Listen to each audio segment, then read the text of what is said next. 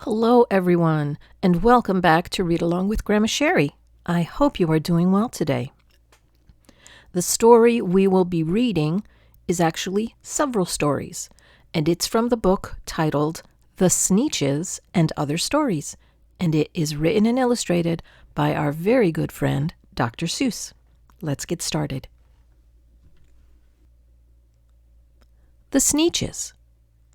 Now, the star-belly Sneetches had bellies with stars. The plain-belly Sneetches had none upon theirs. Those stars weren't so big. They were really so small you might think such a thing wouldn't matter at all. But because they had stars, all the star-belly Sneetches would brag, "We're the best kind of Sneetches on the beaches." With their snoots in the air, they would sniff and they'd snort. "We'll have nothing to do with the plain-belly sort." And whenever they met some, when they were out walking, they'd hike right on past them without even talking. When the star-belly children went out to play ball, could a plain-belly get in the game? Not at all. You could only play if your bellies had stars, and the plain-belly children had none upon theirs. When the star-belly Sneetches had frankfurter roasts, or picnics, or parties, or marshmallow toasts, they never invited the plain-belly Sneetches. They left them out cold in the dark of the beaches. They kept them away, never let them come near, and that's how they treated them year after year. Then one day, it seems, while the plain-belly Sneetches were moping and doping alone on the beaches, just sitting there wishing their bellies had stars, a stranger zipped up in the strangest of cars. "My friends," he announced in a voice clear and keen, "my name is Sylvester McMonkey McBean, and I've heard of your troubles. I've heard you're unhappy, but I can fix that. I'm the fix-it-up chappie. I've come here to help you. I have what you need, and my prices are low, and I work at great speed, and my work is 100% guaranteed." Then, quickly, Sylvester McMonkey McBean put together a very peculiar machine. And he said, "You want stars like a star-belly Sneetch? My friends, you can have them for $3 each. Just pay me your money and hop right aboard." So they clambered inside. Then the big machine roared. It clonked, and it bonked, and it jerked, and it burked, and it bopped them about, but the thing really worked. When the plain-belly Sneetches popped out, they had stars. They actually did. They had stars upon theirs. Then they yelled at the ones who had stars at the start, "We're exactly like you. You can't tell us apart. We're all just the same now, you snooty old smarties, and now we can go to your frankfurter parties." "Good grief," groaned the ones who had stars at the first. "We're still the best Sneetches, and they are the worst, but now, how in the world will we know?" they all frowned, "if which kind is what, or the other way round." Then up came McBean with a very sly wink, and he said, "Things are not quite as bad as you think. So, you don't know who's who? That is perfectly true. But come with me, friends. Do you know what I'll do? I'll make you, again, the best Sneetches on beaches, and all it will cost you is $10 eaches."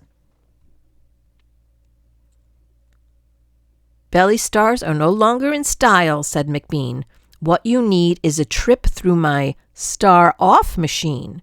This wondrous contraption will take off your stars, so you won't look like Sneetches who have them on theirs." And that handy machine, working very precisely, removed all the stars from their tummies quite nicely. Then, with snoots in the air, they paraded about, and they opened their beaks, and they let out a shout. "We know who is who, now there isn't a doubt, and the best kind of Sneetches are Sneetches without." Then, of course, those with stars all got frightfully mad. To be wearing a star now was frightfully bad. Then, of course, old Sylvester McMonkey McBean invited them into his star-off machine. Then, of course, from then on, as you probably guess, things really got into a horrible mess. All the rest of that day, on those wild screaming beaches, the fix-it-up chappie kept fixing up Sneetches. Off again, on again, in again, out again. Through the machines they raced round and about again, changing their stars every minute or two. They kept paying money. They kept running through, until neither the plane nor the starbellies knew whether this one was that one, or that one was this one, or which one was what one, or what one was who. Then, when every last cent of their money was spent, the fix-it-up chappie packed up, and he went. And he laughed as he drove in his car up the beach. They never will learn, nope, you can't teach a Sneetch. But McBean was quite wrong. I'm quite happy to say that the Sneetches got really quite smart on that day. The day they decided that Sneetches are Sneetches, and no kind of Sneetch is the best on the beaches.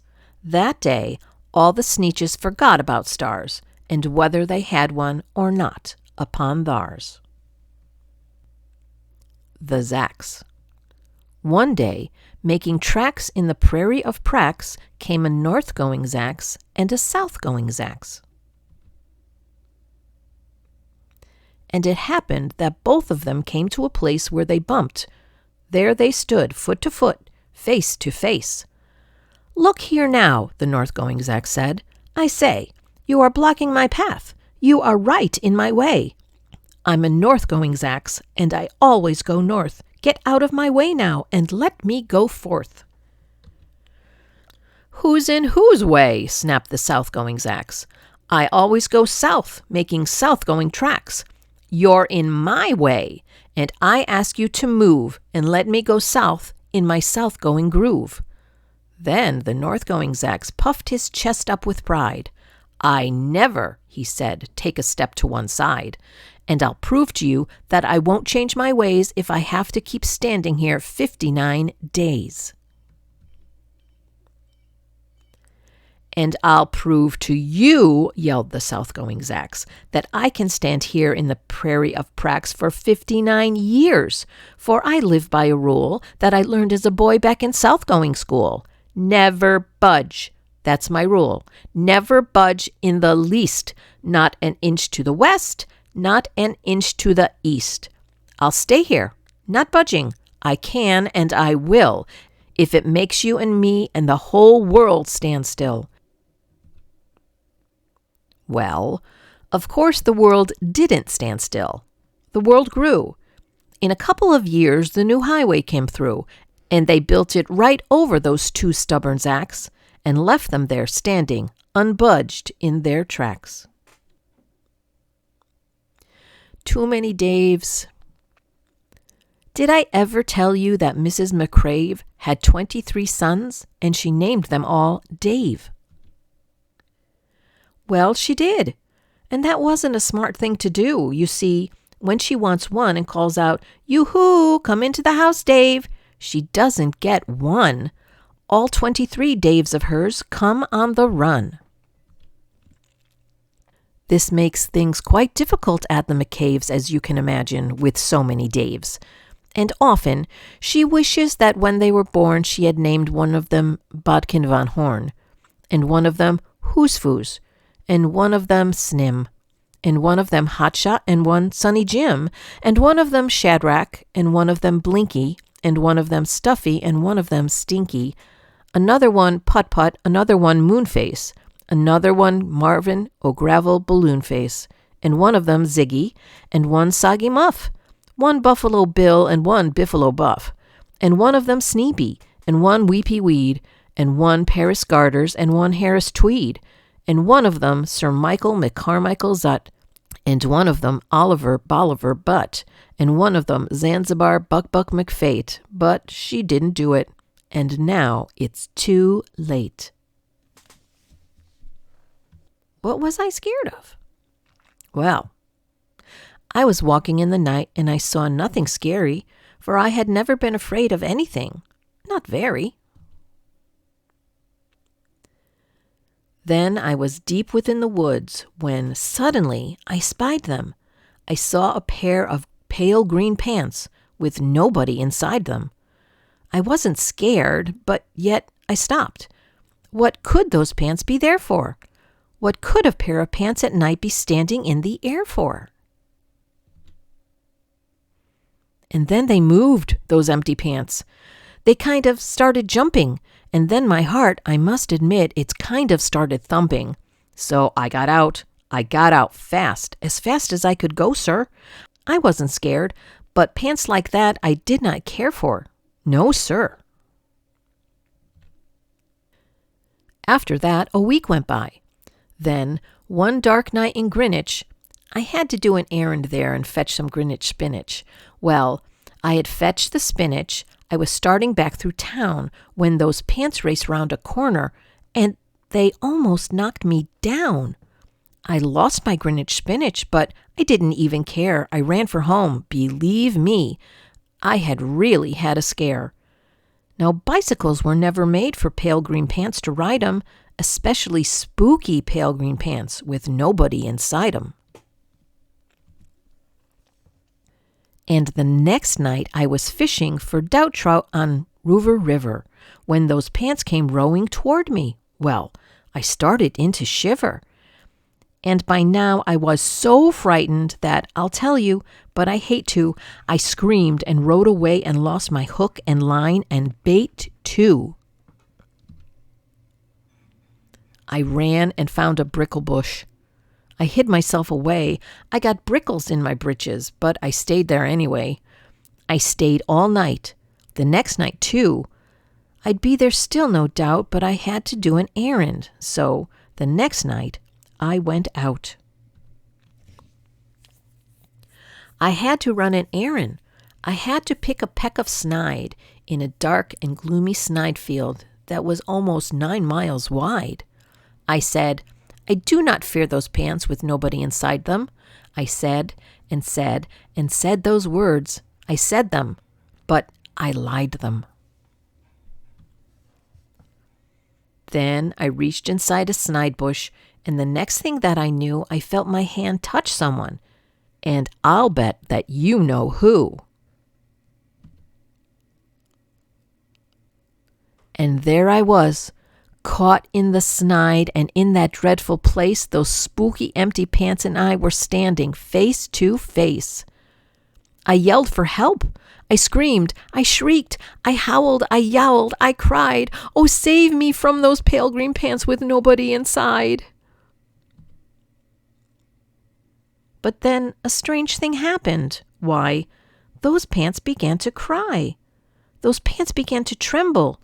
They were just as scared as I.